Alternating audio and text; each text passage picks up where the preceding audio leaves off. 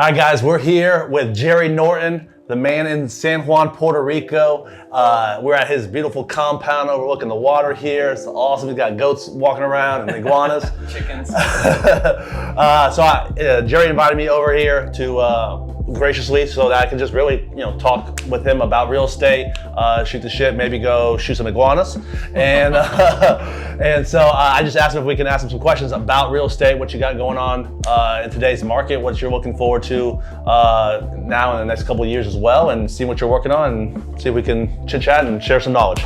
Yeah, cool. Well, thanks, Alex. It's great to see you again. We hung out in Orlando. Yep. When was that? A couple months ago. And yep, 4 or 5 my months. first time meeting you. We talked. We ran a video on my channel about your self-storage deals, which was fascinating. It was awesome to see these big deals you're doing. So yeah, so that actually that buyer backed out. Oh no! That buyer did back out. We got it under contract again, and so we're actually selling 2 of them at the end of this month, and then one first week of April. Gotcha. So still coming out good. Not as great as it was, but we're keeping 2 of them now, and just gonna keep running those out. But still a good deal for us. But yeah, it was a little, the market shifted, and their private money equity firm pulled out everything. So had to find a new buyer, but we're good. So. And you got a new self-storage you're doing. In Houston, yep. So we got a new one. We just got contracted. We'll be out there this week. Take a look at that. Do due diligence on that property. So that one's that will be our biggest deal so far. So I'm very excited for that. That's really cool. What do you got working on these days? What are you working on here in Puerto Rico? Well, so I've got some deals in Puerto Rico. When I moved here almost 2 years ago, I hadn't intended on doing real estate here, but when it's in your blood and you're here and you see opportunity, you're like, wow, look at this. So yeah, I'm doing quite a bit in Puerto Rico. I've got some luxury development I'm doing on some lots right here in this community where I live. Just bought a hotel and we're in the middle of renovating that. So it's really amazing to see that transformation. Maybe I'll get a chance to take you to it. Really cool project, some amazing tax incentives on that. Puerto Rico actually is gonna give me a 40% tax credit. So $1.4 million tax credit on this hotel because they're trying to spur investment in hospitality here. Wow. So that's kind of a fun project. Always looking, trying to put some flips together. So that's Puerto Rico. Still do my mainland deals. So I do some luxury, back in Arizona on the mainland and scattered around a little bit. And virtual flips. I've got some fix and flips, maybe, a handful of those going on at any given time. And still wholesale quite a bit as well. Oh, wow. My big thing this year that I'm working on is wholesaling a lot of auction properties. I did hear you say that you wanted to buy like 20, 50 houses a month in auctions. Yeah, even more if we can. Yeah, the inventory's kind of spiked, and I've got some pretty unique formulas of how we look at it. What's a market we want to try to flip in. We're looking heavily at buyer count. So I'm kind of reverse engineering my wholesaling business now. I think it's a much smarter way to go, but there's so much good data now that you can almost hand pick deals based on your exit. So that's kind of what I'm focusing on right now is I want to look at, okay, well, what's the cash buyer activity going on in a radius of this property I'm looking at. So I look at 1/2 mile, 5 mile, and 15 mile. Okay. And I want to look, okay, well, how many cash buyer transactions are happening? If that count is high enough, then it just increases my probability of turning my deal fast. That makes sense. And if you think about it, like, I talked to some of the top wholesalers in the country, and the guys that are doing high volume, I'm talking $1 million a month type of volume, they're turning properties in 48 hours. Yeah, for sure. No, like the cash cycle is very, very fast. And I've always been the guy that's like, I get a deal and I want to find that one-off buyer that will overpay, because every market has that. Yeah, for sure. Every market has the one buyer. It's, they want to buy for their daughter, or, he owns 2 rentals on the same street, wants a 3rd one, so he overpays, or like hedge funds that overpay, whatever. I've always traditionally looked for like the outlier. Now that's work because now you're contacting the buyers, you're looking up, like you're calling agents that represented flippers in the same neighborhood. I teach all of this, it's great, but it's not ideal for a scale business. And I'm in a place right now where my wholesale business, I want it to be so streamlined that there's really like no decision making. It can't be a high talent business, meaning like I need really good acquisitions people that are gonna, you know, negotiate super well. I need dispo people that are just super good at sales and they can get another $5,000 out of the buyer. Like, I don't really want to run that way. So it kind of I actually kind of think, from what you say of buying from the auctions, I actually kind of get a different thought of it. If you were buying at the auction, wouldn't you be able, because you have to close on it, right? Yeah. That you would just almost like be able to put it on the market and wait for that top buyer, but you don't even want to do that. You want to just turn them. So we do that too. Like there's properties, like I got a property right now in Louisiana and it's super clean. We bought it from the bank. Like it was rehabbed a couple years ago. It needs a couple little things, but I'm like, this is retail. Yeah. So, and I'm like, well, wait a minute. You know, if I spend a couple $1,000, I can get, you know, 25, 30 more. So I think that way as a flipper, it's like, being a full-time flipper for a long time, it's actually a detriment to my wholesale business. Yeah. It's really a detriment. I constantly have to think like a wholesaler, not a flipper, because a flipper wants the value add. Yeah. And a flipper always sees the meat on the bone that you leave. Yeah. And you cannot think that way in a wholesale business. Yeah, I'm definitely the true wholesaler. I'm like, my brother's like, we can put paint and lipstick on this and sell it and make 20K more. I'm like, let's not do that. I'm like, let's move that thing. Right. Turn and burn. Yeah. A wholesaler really looks at their cash conversion cycle and they're driven by that. Because the kiss of death is sitting on inventory. And so I've got deals that I'm sitting on longer than I want to be in that deal because I'm trying to make more money on it.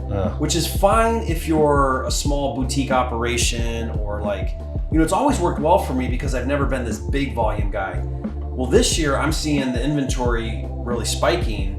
The banks are telling me now, and I have some really great inside connections at these bank properties. They're anticipating the inventory to double by summer. Wow. So right now you're looking at, you know, maybe 4,000 properties that are post auction. So when I say bank, I mean not the courthouse steps. They don't sell at foreclosure.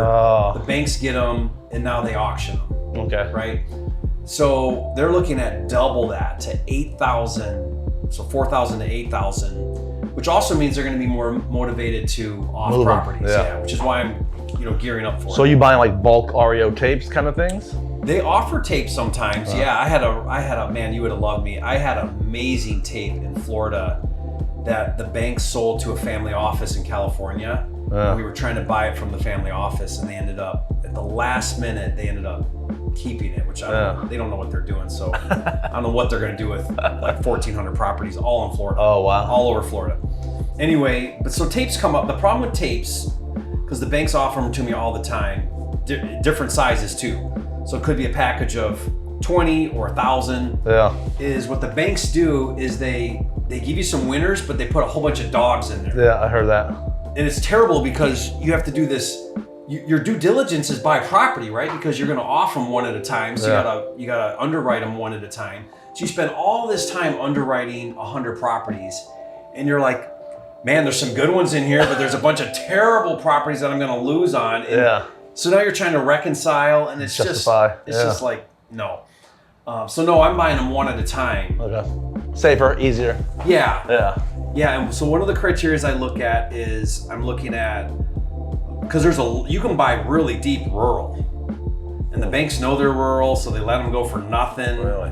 Well, who cares if you get an amazing deal if it's rural and there's no buyers? Yeah.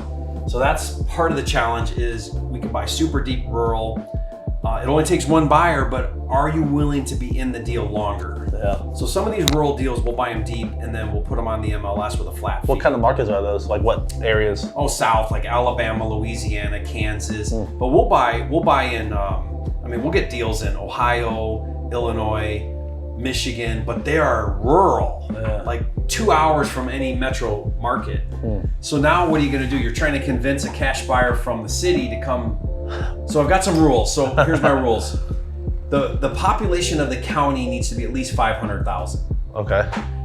That's going to mean that you've got enough small towns or a big town within a county, you'll be okay, generally speaking. Okay. We're also looking at 45 minutes from a major city. Okay, so because cash buyers will go 45 minutes. Yeah. We found. We typically do an hour. An so, hour. Yeah, so that works, yeah. An hour's pushing it. Yeah. 45 minutes for sure. There's no cash buyer that won't go 45 minutes for a good deal, right? An hour and that starts to fall off. As soon as you get more than an hour, your cash buyer pool falls off drastically. Yeah. Okay, so we look at that. I mean, I've got basic criteria like stay away from 2 bedrooms. Those are harder to move. You can move them, but they're just harder. For sure. And then the big one though is like how many cash buyers are within a half a mile, 5 mile, 15 miles. And almost all the data providers that everybody uses provides that cash buyer data. Like you don't even need to download the list necessarily, but we'll go look at like, okay, in the past year, how many cash transactions happened? And all I'm looking to find is, are there enough cash buyers that when I put my deal out to the marketplace, someone grabs it in 48 hours? That's my goal. I want to move it in 48 hours. So I've got to be priced aggressively. So if I want to move a deal in 48 hours, I can't be trying to get like the outlier. I got to price it right. I got to have a buy now price and move it. And when you're doing that, so you're buying from the auction, you're taking it down, you're taking title. And double closing. Double closing it, okay. Yeah, because you can't with the banks. Now there's workarounds. I do a workaround where you buy it in an LLC, sell the LLC and all that. Yep. But not on volume. You can't do that on volume.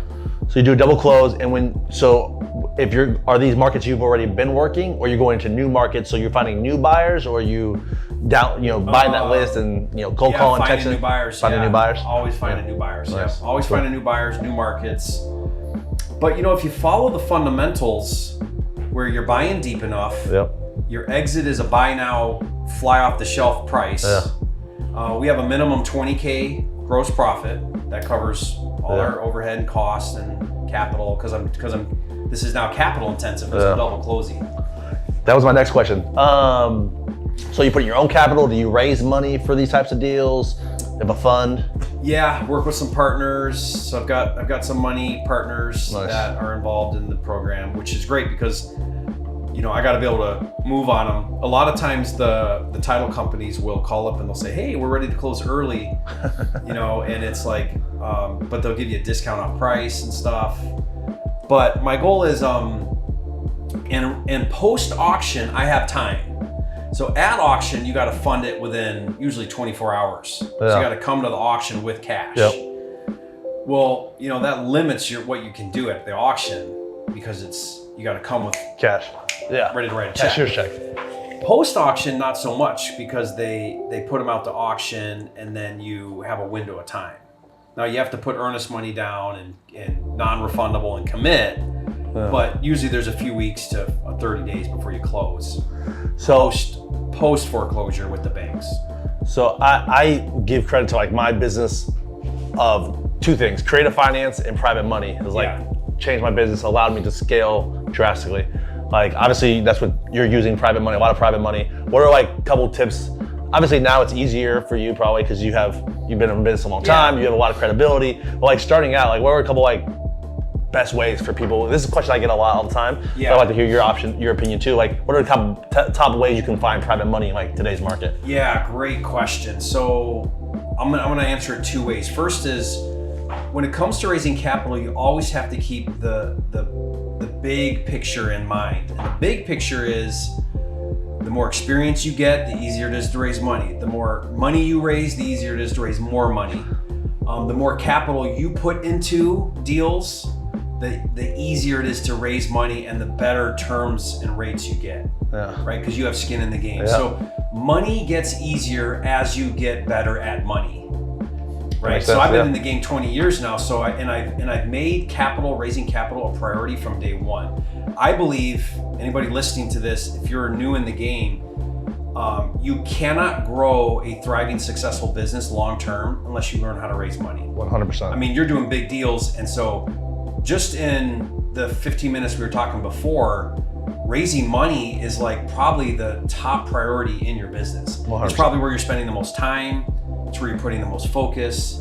Because you know that the next level for you is going to be capital intensive. It always is. Because the bigger deals need more capital. You want to run a bigger operation, more capital, more. It's just the real estate is capital intensive as you scale. For sure. Whatever way you scale, volume or margin, you're going to need capital.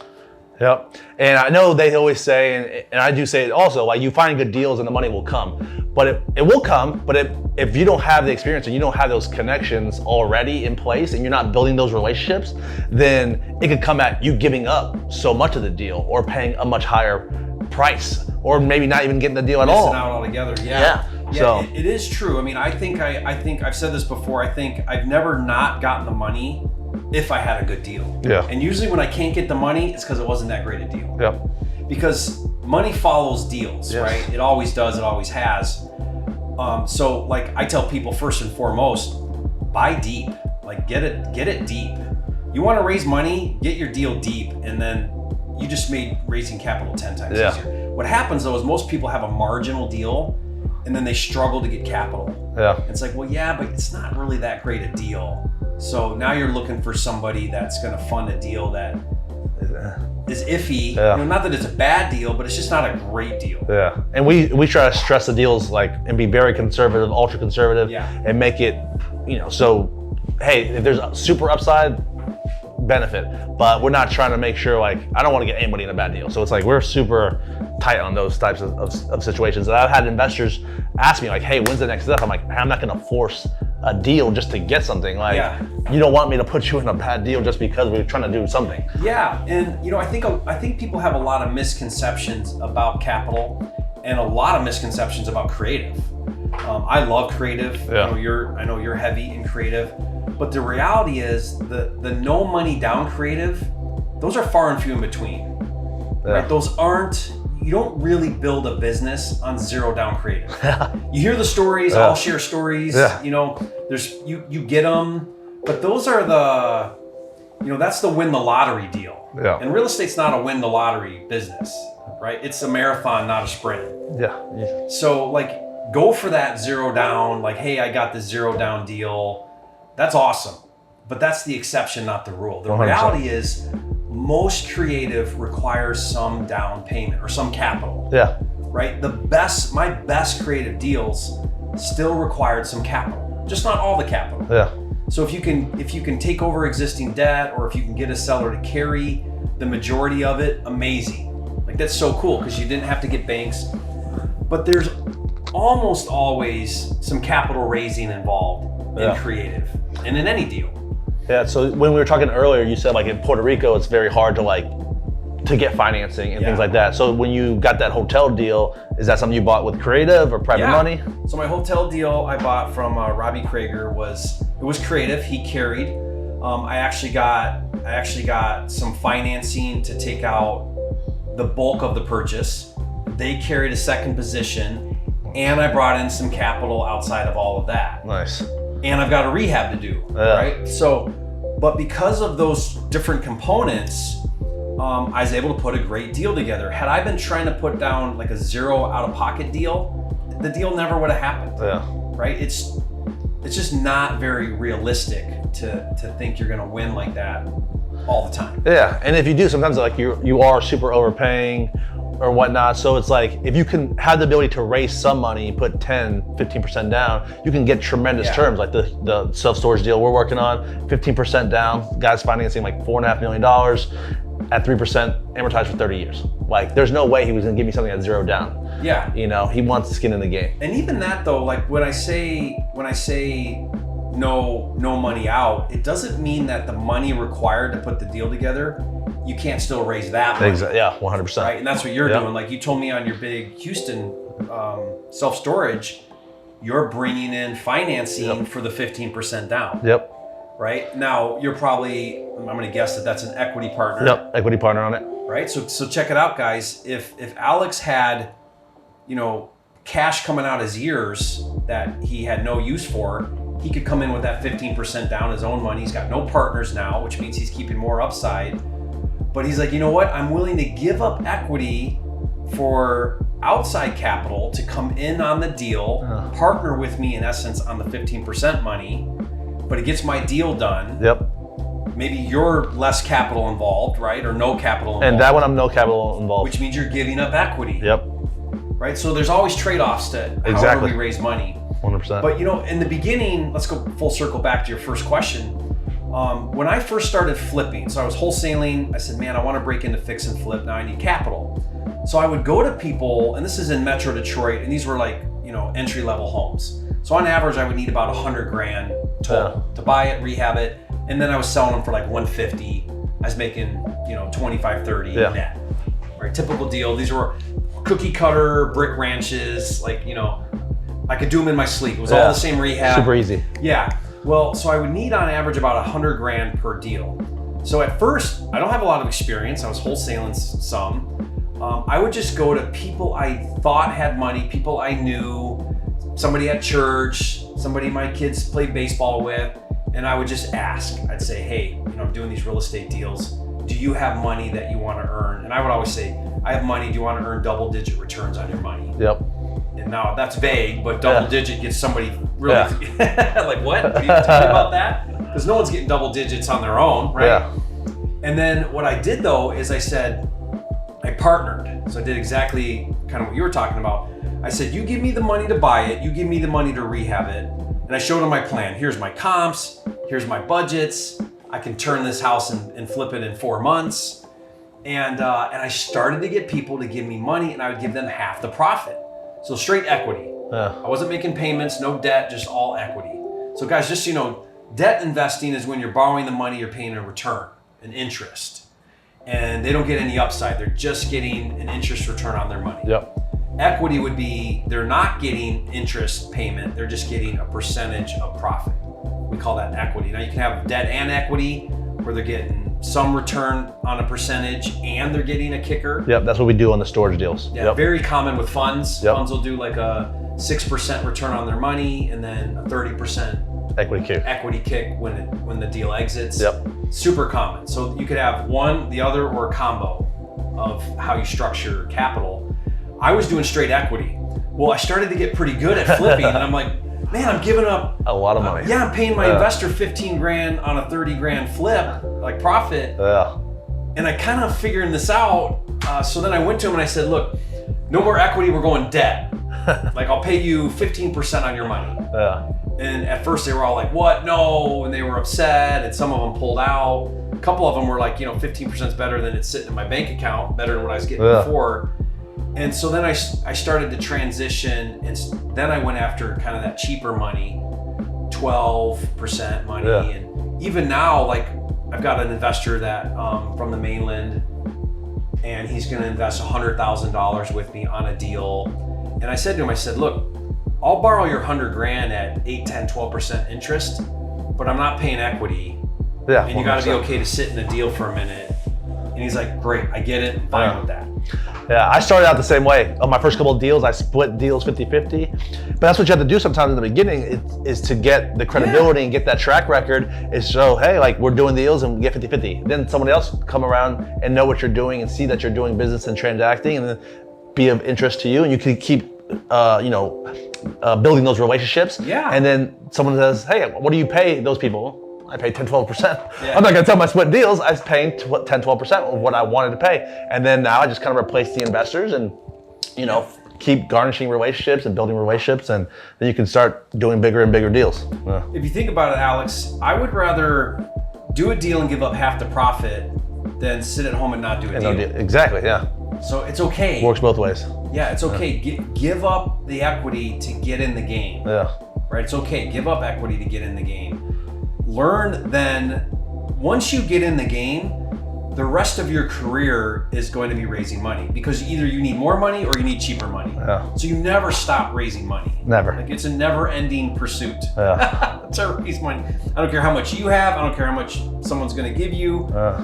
It's just but that is a high-level activity that always will pay off. Pay dividends for sure. Yeah. So I have a selfishly asked question for me. So I'm going to sell some of these self-storage facilities. I'm going to have large chunks of money that I've never had before.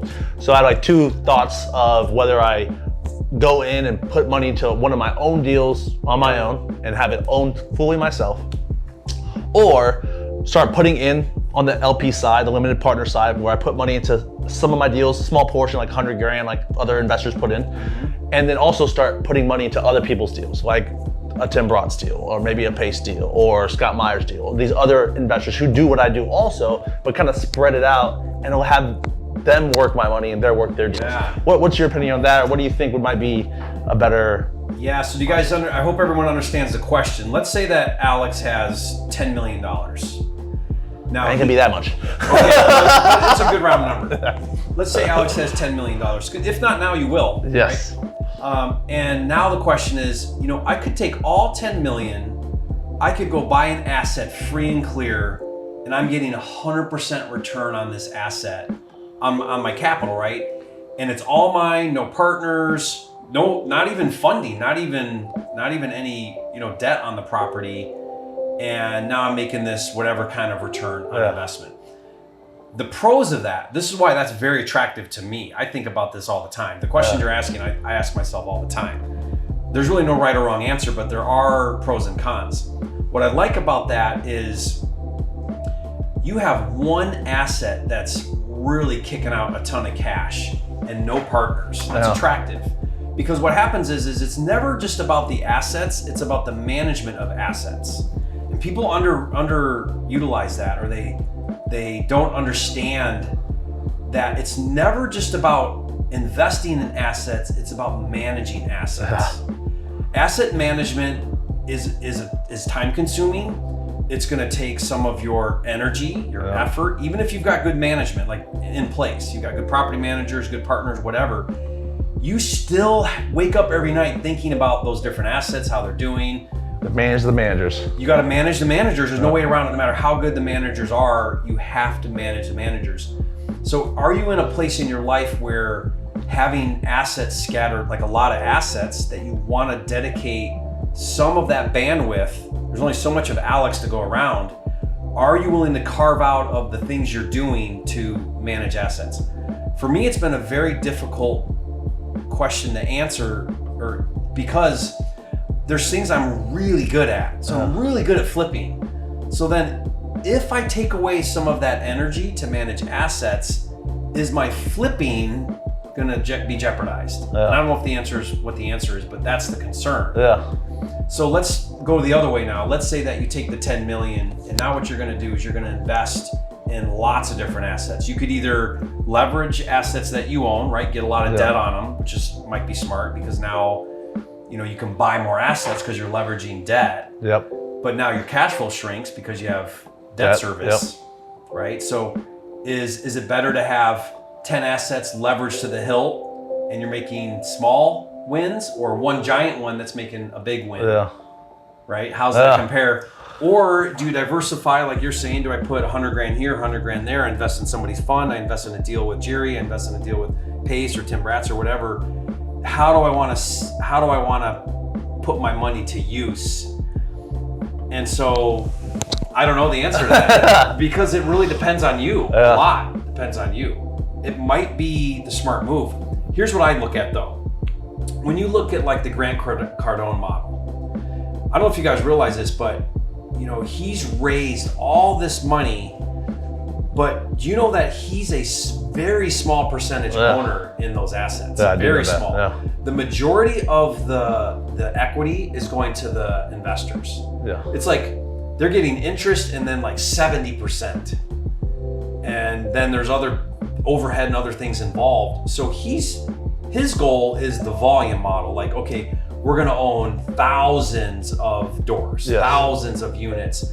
I'm gonna give up almost all of the equity to the money that's investing in these deals, and I'm okay to win in the long game by having volume, like lots of assets. But I wonder, what if he owned 5 all on his own that were just his, instead of thousands? Could he win the same or bigger that way? 5 apartment buildings, they're yours. Because life is easier. Because I've been in I'm in a bunch of different masterminds, and there's people who do what I do, own a bunch of different properties that have give up equity, and there's people who are like, I own these 5 buildings, they're all mine, but it's worth 100 million, and I'm chilling. Like, I have no worries, no responsibilities. Here's my perception on it. Now, I don't have anything to back this. The people I know that have less assets but more of it. They own more of it. Yeah. Versus the people that have lots of assets in small percentages. The smaller, they're happier, they're chiller, Yeah. they work less, Yeah. they're not as stressed. They just seem to, I don't know, they seem to handle the whole thing so much better. Yeah. I've been lucky to not have It's just a perception. I've been lucky not to have to give up so much of the equity. Like a lot of models are the 80-20, where they give up 80%. I've been able to structure really great deals. So like the great returns, like the IRRs our investors are getting on this, ones we're selling are like 43, 38%. Yeah. And they only own like 30% of the deal. So we've been able to keep a majority of it. So it's all about how well you can get it, how deep of a discount you can get the deal, like we talked earlier about it.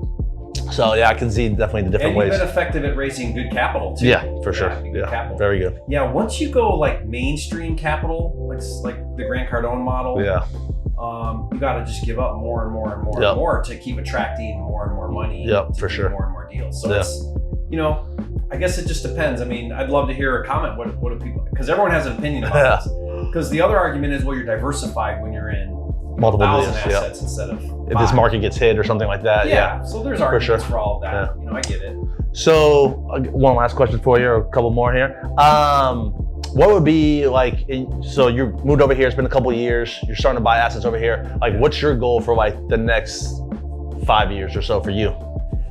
Well, so I don't know how long we'll be in Puerto Rico. Puerto Rico is kind of it's kind of the cheat code to tax, because doing what I'm doing, my tax is all the way down to 4%. So That's awesome. So it's amazing, but I don't know that Puerto Rico will be a forever thing with my family. My wife would love to get back to the mainland at some point in the future. So I really have to start thinking about asset management, because the best way to offset tax liability is by owning depreciating assets, right? So, and of course that's going to be real estate, because real estate's what I understand and know the best. Yeah. There's other things you can do, but so I am going to be moving more in that direction of holding assets. Because previously you're just like flipping everything. Like you're the flipping, paying tax, and it was fine. But I'm at a stage and age in my life and career where I'm not there yet, but at some point I think I'll want to slow down on the transaction side of things. Yeah. I love it, and I don't see that happening anytime soon. But I see my mortality. I'm 45. And I'm in the game now more for the game. Like I don't really need to keep doing deals. I think I've set things up really well. But you love it. But I just love it so much that I can't. I can tell. It's just the game is so fulfilling. It is cool. Yeah. And I'm also at a place now where I get to give back so much and have impact. So through some of the things I'm doing in my training business, having massive impact is very fulfilling. So I love that. I love that business. We just heard that lady come in here and tell you a story last minute. His neighbor just walked in, came from an event in Miami, and said that this guy who's buying skyscrapers said that he got started by this man, that's Jerry Norton. cool. That's awesome. Having impact like that is just really amazing. Yeah. So, I kind of do things for different reasons now. In the beginning, it was all about the dollar. It was all about the bank account. It was all about the stuff. That's a phase, and everyone goes through that. It's totally normal, to be very bottom line driven. But after a while, when all your needs are met and you get to do whatever you kind of want, then what? Why are you in the game now at that point? So I'm just kind of always rethinking. I ask myself every day, why am I doing what I'm doing? Is this what I'm supposed to be doing right now? I'm a very religious person, so like I'm very God-centered. Like, is this God? Is this what I'm supposed to be doing? And I hope that I'm living, a purpose-driven life and mission-driven life, and just align with that. It's hard to always be aligned, I think, with that, but I try to. And but yeah, I think moving from transactional business like wholesaling, flipping, to more of a holding where now you're keeping assets, is a place I'll get to. Do you want to build like a good portfolio here and hold the stuff here when you move back? Or do you see yourself that would be smart, because in Puerto Rico, they give tax incentives for so many different things, and like just the opportunity zone, most of the island is opportunity zone. Yeah. Like 97% of Puerto Rico is opportunity zone. So I could own luxury oceanfront Airbnbs and they're opportunity zone. Yeah. So like Yeah. it's hard to beat the tax incentives in Puerto Rico and the mainland, on top of the normal depreciating write-offs and stuff. So yeah, I think so. I think I'd like that. Yeah, that makes sense. I know you and other people, Robbie, have talked to me about investing here, and it definitely seems very attractive. So it's a different animal because it's gritty. You got to have boots on the ground. You got to roll up your sleeves, right? It's not. There's limited data, so it gets challenging to comp and understand value. Yeah. So I don't want to do it myself. I just want to do it through you. Give you money. Then that's a smart way to do it. Yeah. Tie into people that are on the ground. For sure. That 100%. are digging up the great deals. Like that's probably a smart way to do it. Yeah. If you're gonna own assets here, you're gonna have to come here, figure stuff out. Yeah. Really try to understand the market, which is not easy to do here. So it's kind of like you have this amazing market and opportunity, demand, all of it. Better than anything you could find in the mainland, really. Yeah. Like the deals are phenomenal. I've heard, like, you can buy a 4-unit in Fajardo, and at the price you could get that and the cash flow you could get that, you couldn't touch that in Florida or really anywhere in the mainland. Yeah. As far as price and cash flow for a deal. I've heard it, and I just been scared to do it myself. Yeah. So like now building a better relationship with you, I would love to see how we can maybe buy some deals together and things like that. So I'm definitely interested. Yeah, so, if you've got some capital you want to deploy, Alex, then let's look at some deals because there's some great deals. Yeah, awesome. Well, I appreciate your time. Let everybody know how they can find you, the master, flipping master. Yeah, I mean, definitely check out my channel, Flipping Mastery. On YouTube is where I spend like the majority of my energy on social media and Instagram and all the places. But yeah, I'm trying to put out a lot of content there all the time. And more than anything, it's just my journey. Like I share deals I'm working on, what shifts I'm making in the market. Like right now, as of recently, you'll see I do a lot of creative on there. And but like whatever I'm doing in 6 months, if it's different than today, I'll be talking about that. So I find that's the best way to kind of do it. Is just do you, how you're growing, what you're progressing, what you're doing in your business, and people that align with that, they'll want to know about it. They'll follow you. Yeah, I've been watching a lot of your stuff since we last connected, and I already was following you in the past. But obviously, there's so many people out there, so much content. But reconnecting with a lot of your stuff is high level stuff, so it's great to follow you. And I love your stuff. I see you're putting a lot of creative as well on your content, so that's great. Yeah, that's how I built most of my portfolio was through creative financing. So I'm going to keep growing that. Only this year, the only houses we're buying this year are creative finance deals. That's our only focus. Everything else other than that is going to be self-storage and bigger deals. So bigger commercial. Yeah, great model. Yeah. It's awesome. Well, again, appreciate your time. Thank Thanks you so much. If you guys want to know more about creative financing, how to structure deals, how to find deals, leave comments below on what you want us to cover, and we'll go make videos specifically to answer your questions and see how we can provide you value.